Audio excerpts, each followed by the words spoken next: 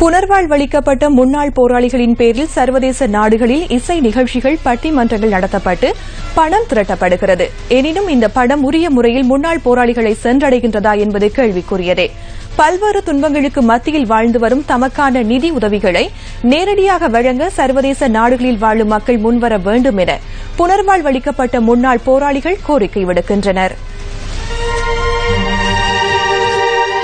யுத்தம், புனர்வாழ்வு, விடுதலை ஆகிய கட்டங்களை கடந்து இன்று குடும்ப வாழ்வுக்குள் காலடி எடுத்து வைத்துள்ளனர் புனர்வாழ்வளிக்கப்பட்டு விடுதலை செய்யப்பட்ட முன்னாள் போராளிகள்.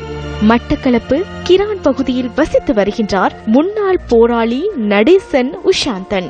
தரணியில் தலை நிமிர்ந்து வாழ்வதற்காக தங்களை அர்ப்பணித்தவர்கள் இன்று அனாதரவான நிலையில் வாழ்ந்து வருகின்றனர். விடிகளை தேடி விரைந்தவர்கள் வாழ்வதற்கான அத்தியாயங்களை கற்கவில்லை. யுத்தத்தில் கை இழந்தும் நம்பிக்கை இழக்காது வாழ்ந்து வருகின்றார் இந்த முன்னாள் போராளி.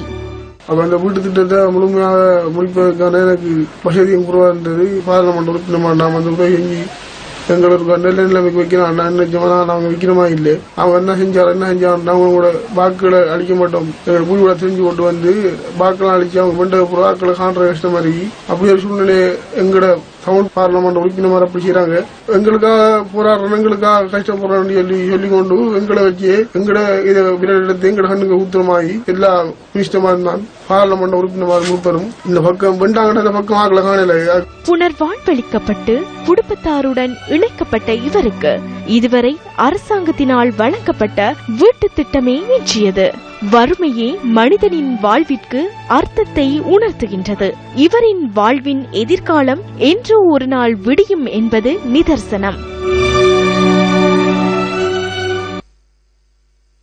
நியூஸ் ஃபர்ஸ்ட் செய்திகளில் ஒளிபரப்பாகும் புனர்வாழ்வளிக்கப்பட்ட முன்னாள் போராளிகள் தொடர்பிலான தொகுப்புகள் மற்றும் யுத்தத்தால் பாதிக்கப்பட்ட மக்கள் தொடர்பான செய்தி அறிக்கைகளை பயன்படுத்தி சிலர் சர்வதேச நாடுகளில் திட்டமிட்ட வகையில் நிதி வசூலிக்கும் நடவடிக்கையில் ஈடுபட்டுள்ளதாக தகவல் கிடைத்துள்ளது. புனர்வாழ்வளிக்கப்பட்ட முன்னாள் போராளிகள் மற்றும் யுத்தத்தால் பாதிக்கப்பட்ட மக்களுக்கான உதவி திட்டங்களுக்கு நிதி சேகரிக்கும் எவ்வித நடவடிக்கையையும் வரையறுக்கப்பட்ட கேபிட்டல் மகாராஜா நிறுவனம் அல்லது அதனுடன் தொடர்புடைய நிறுவனங்கள் மேற்கொள்ளவில்லை என்பதை அறிவித்துக் கொள்கிறோம். முன்னாள் போராளிகளின் நலனுக்காக என தெரிவித்து கலை நிகழ்ச்சிகளை நடாத்தி நிதி திரட்டும் சிலர் அந்த நிதியை தனிப்பட்ட காரணங்களுக்காக பயன்படுத்துகின்றமையும் தெரிய வந்துள்ளது. இத்தகைய ஏமாற்று பேர் வழிகளிடம் அகப்படாது பாதிக்கப்பட்ட மக்களுக்கு நேரடியாக உதவிகளை வழங்க முன்வர வேண்டியது அவசியமாகும். சர்வதேச நாடுகளில் சேகரிக்கப்படுகின்ற நிதி இலங்கையில் உள்ள ஒரு சிலருக்கு அனுப்பி வைக்கப்படுகின்ற போதிலும் அதன் மூலம் தமக்கு உதவிகள் கிடைப்பதில்லை எனவும் பாதிக்கப்பட்ட மக்கள் கூறுகின்றனர்.